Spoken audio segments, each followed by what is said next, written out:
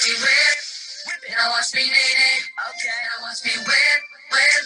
Watch me nae nae. Want me to? Now watch me whip, whip it. Watch me nae nae. Okay. Now watch me whip, whip. Watch me nae nae. Can you do it? Ooh, watch me, watch me. Ooh, yeah. Well, good evening, Central School District boys and girls, and welcome to another evening with the superintendent. As promised, we've extended our opportunities together until the end of June. One, because we love being with you so much, we love reading, and I have a host of special guests who will be joining. And tonight, as you saw by the fantabulous look of Mr. Zach Lowe. Hi, Mr. Lowe, how are you? I'm great, Dr. Martin-Knox. How are you? I'm just dandy. Thank you so much for joining us. Thank you for having me, and thank you to my special dance partner, Ms. Smith at High Hills Elementary School. I'm not the most confident dancer, but it always helps to have a friend who guides you through some of the challenging times and through some of the things you might be worried about. Well, let me just say to you, I think that when you see challenges, you take them with such grace and with a smile, with enthusiasm, and you never let anyone tell you no. So that's what I appreciate about you, not just about your dancing, but about your teaching as well. Well, Why thank don't you. you take the time to share a little bit about yourself with our audience? Yeah, my name is Mr. Lowe. I'm the proud 8th grade social studies teacher at R.E. Davis College Preparatory Academy. I've taught now 6 years at R.E. Davis and Maywood Middle School, and I'm terribly missing my students right now. As we've ended this school year, my second group of kids I ever taught just graduated high school this year in the challenging times that we've had. And my 8th graders, the last time I saw them was in March, and now they're going off to high school, to Crestwood High School and Lakewood and Sumter High School. And I hope to be able to see them again and celebrate in some of their successes that they'll be having in the next couple of years as they get ready to enter the workforce or go into the military or progress to college. Well, that's very, very nice. Why don't you share? So tonight's book is called Choose to Love. It was written by one of my best friends who lives north of us. He lives in Indianapolis, Indiana. He's a professional public speaker who does a lot of work with kids about coaching on leadership and some best practices to become the best version of yourself, to become the best person that you possibly can be. And one night he had a dream, and this poem, it's a little bit different from some other books that have been read with Dr. Martin-Knox, but this is actually a poem that he had in a dream that he put into a book, and he had some help from artwork author Kristen Tuller, and they collaborated to make this poem into a book to share with kids across the United States. But as it says on the front cover, it's a poem about life, love, and choices, and how we can show love to those around us, and how we can bring life to those around us, and how what choices we make can help to spread joy and love and compassion across our world. Oh, I'm excited. I'm Me always too. excited to read, but you now enlightened me about what it is we're going to read. And so I just need to make sure I have our audience's attention. So are we ready? 1, 2, 3, all eyes on me. 1, 2, all eyes on you. And actually, I thank you for that, but Mr. Lowe, eyes on me.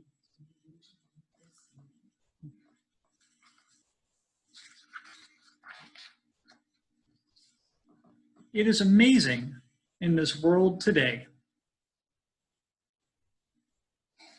Do you like sports, Dr. Martin-Knox? I do like sports. Do you mind if I toss this book like a football?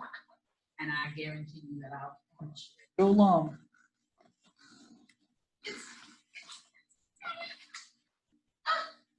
Mr. Lowe, it must have gotten caught in the wind. My arms are just too strong. I must have. Got it. I was up there in the air. I felt like Michael Jordan. Filled with love and hate. I wonder what we can do to erase hate. I don't know. Yeah. I need to erase it. I'd rather have a world filled with just love. Well, and there's a lot of different kinds of hate too. There's hate that people put out for everyone else to see, and there's those types of hate that we think just in our brain sometimes. We'll work on that. How about we not play sports and I show you my butterfly move? Okay. Watch my move, Mr. Lowe. Watch me, watch me. Ooh. And whip and nay. What separates the common one from the one who is truly great?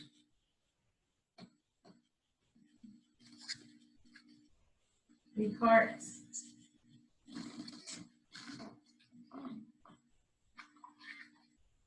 You're testing my skills, Mr. Lowe. For it's not the wealth in your bank account,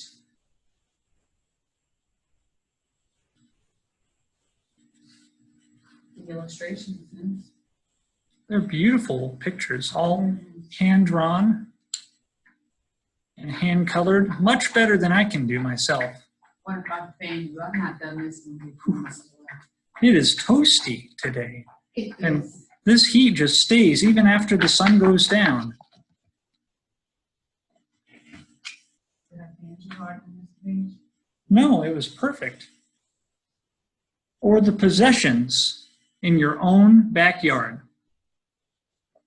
So what do you see, boys and girls, in here? I see a car. I'm not sure what that is. Do you know what that is, Dr. Martin-Knox? What that's supposed to represent? My home? Your home? That's a very tall house. It is. My castle. Oh, you're taking my move. Sorry, Butterfly. we have to think about new ones. Okay, we do. It is instead what you share from inside of your loving, compassionate heart. That's a big word, Dr. Martin-Knox, compassionate. It is. And I think sometimes we miss compassion. But of course, you would leave it up to me to turn the heart upside down. What's inside the heart?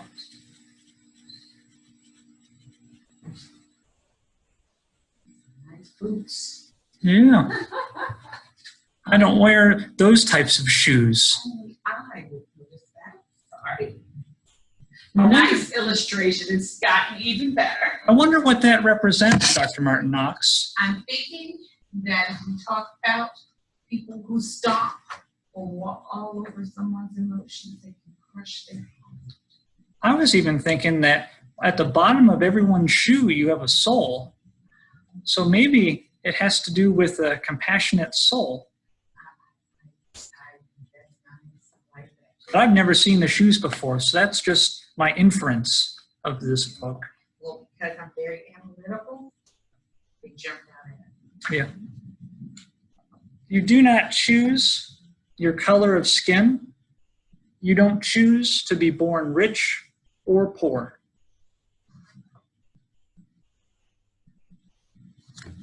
I can make it a circle this time, since I can't steal the butterfly move. I'll share. It's not just mine. I'll share. You know, Mr. Lowe, we can do this. And I just thought of this when you talked to me. I saw that, yeah. That's a beautiful heart. You do not choose to be deaf or blind, wishing you had something more. So many times we just want more and more stuff and more things, but we always have to remember that there's people that don't have as much as we do. I always taught my son growing up. When he said, "Mommy, I want." I told him, "You need to talk about the difference between want and what do you need versus what you want." You know, a whole lot. It's what you need to make sure you survive. And for my 8th graders who get to take economics here pretty soon, they'll learn about wants and needs in social studies class as well. But that's a little bit higher than elementary students. But I know that's what's on the mind of some of my students who I'll hopefully see here soon. You do not choose with whom you fall in love. You don't choose to be born woman or man.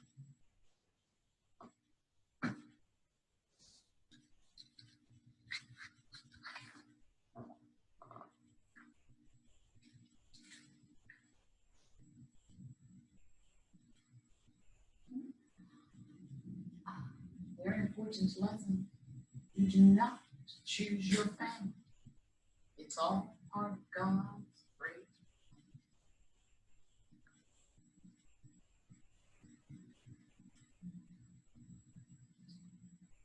I know we all come from different types of families.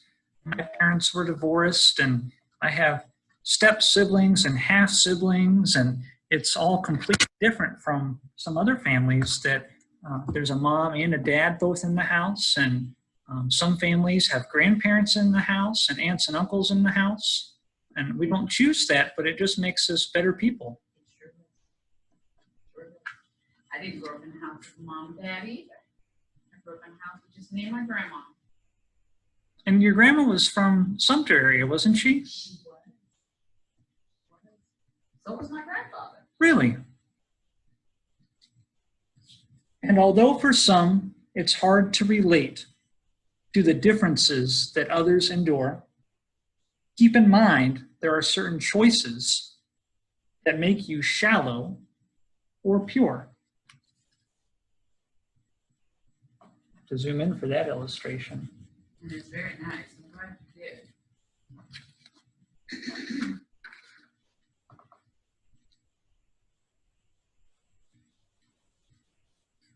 Of all those things we just talked about, you don't choose. You do choose to love or to hate.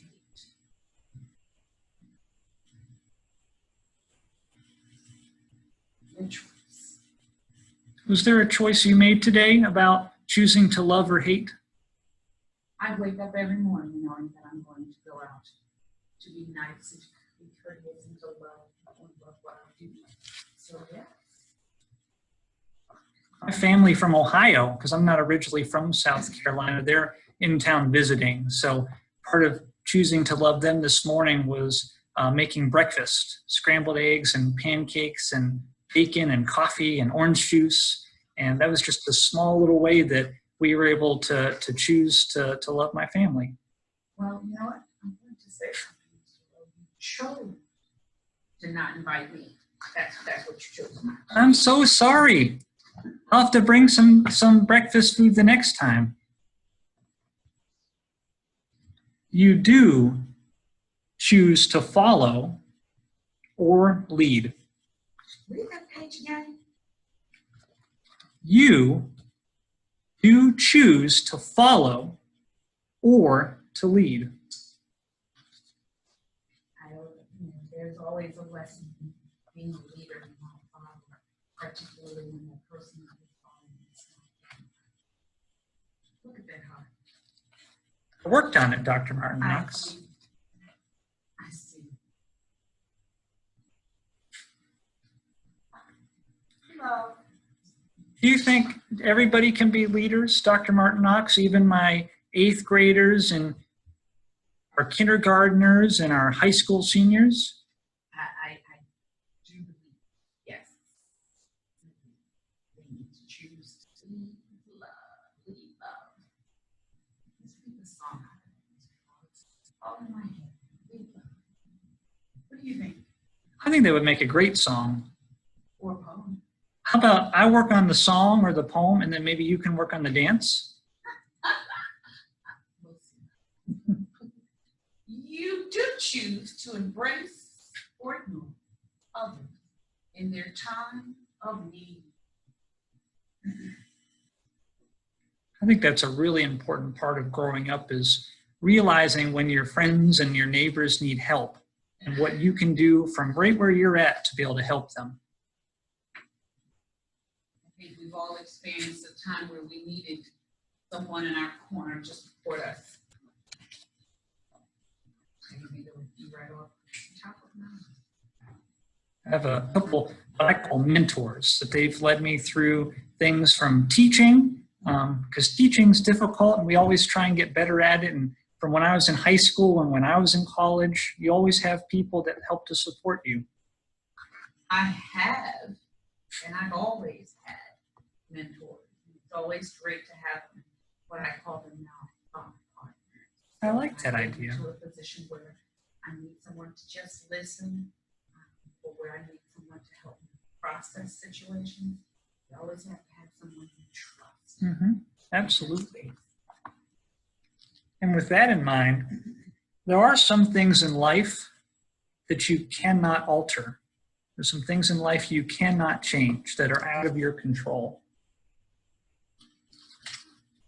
And go back to the butterfly, because it's still kind of toasty. The moth.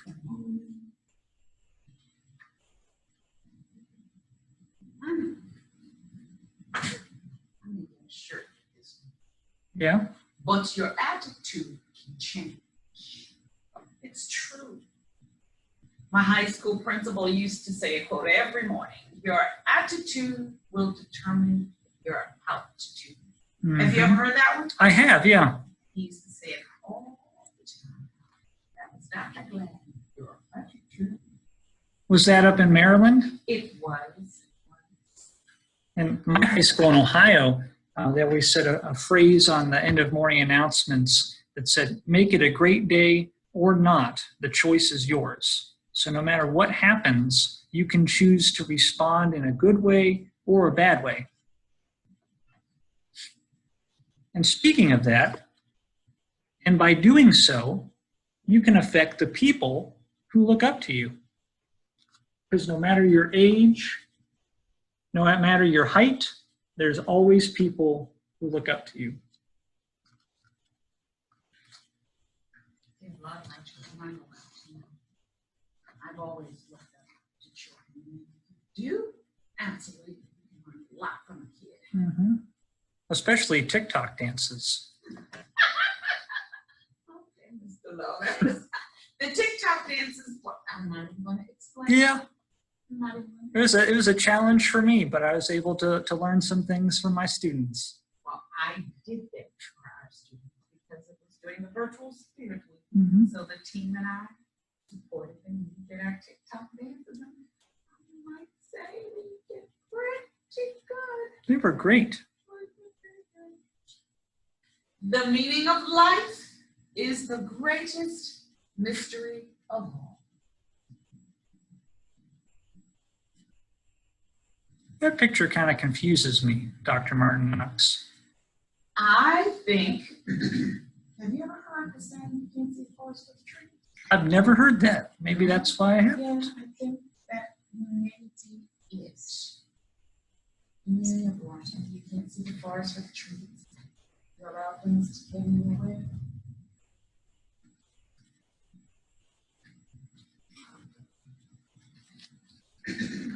Well, maybe this page might answer my question. Maybe.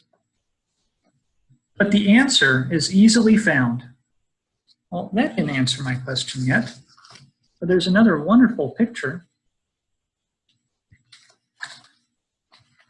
I guarantee you maybe something about the forest for the trees. And then the flowers bloom. Is there a quote about flowers blooming? I'm thinking. This book has me thinking deeply. I know there's a question, and this might be more of a science question, but if a tree falls in a forest and no one's around to hear it, does it still make a sound? I see it. It's just like when you were younger, I used to have asthma, and I would think that nothing happened when I didn't go to school because I was homesick. Yeah. You can't operate the day without me. Right. Does school still go on? I don't know. It is unconditional love for all mankind. Mr. Lowe, what does that word unconditional mean to you?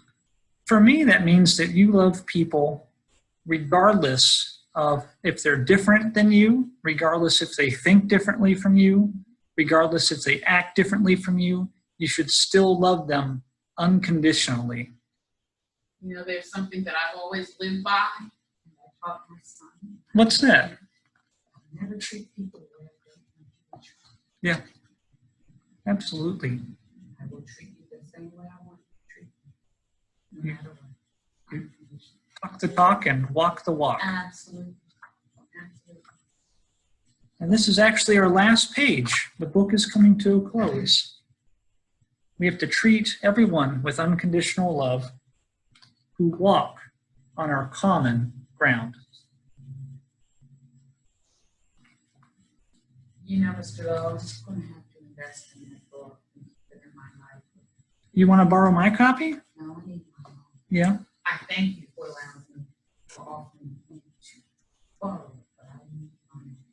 That book needs to be read at times where there needs to be a reminder of continuous, ongoing, unconditional love.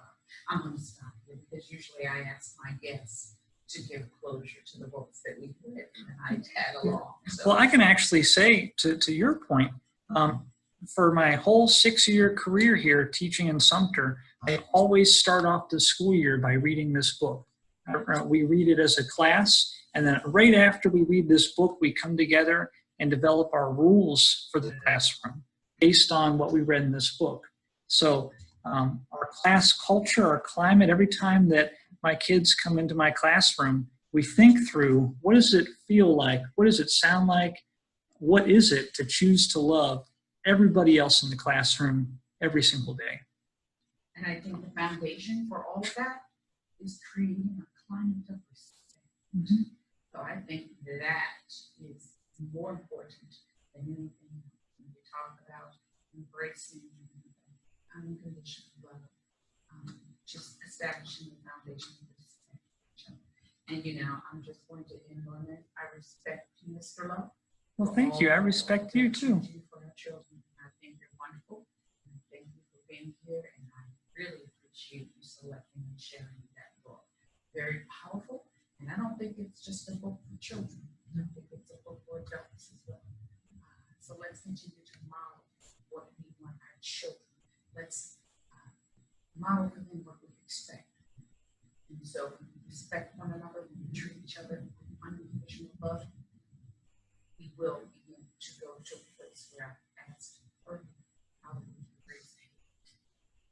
How do we raise it? We have And to come together and make Sumter stronger, make our state stronger, our country, but then also globally, people we might meet as we travel and as we journey and as we explore new things.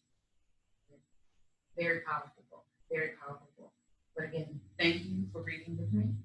Thank you to our viewers for joining me. Remember, love one another, but before you can do that, love yourself. Thank you, and I'll see you the next time for Read Superintendent. Good night. Bye. Take it away. Watch me, ooh, watch me, watch me, ooh, okay, okay, watch me, watch me, ooh, watch me, watch me, can you do? Watch me, watch me, can you do? Okay, ba ba ba ba ba ba ba ba ba ba.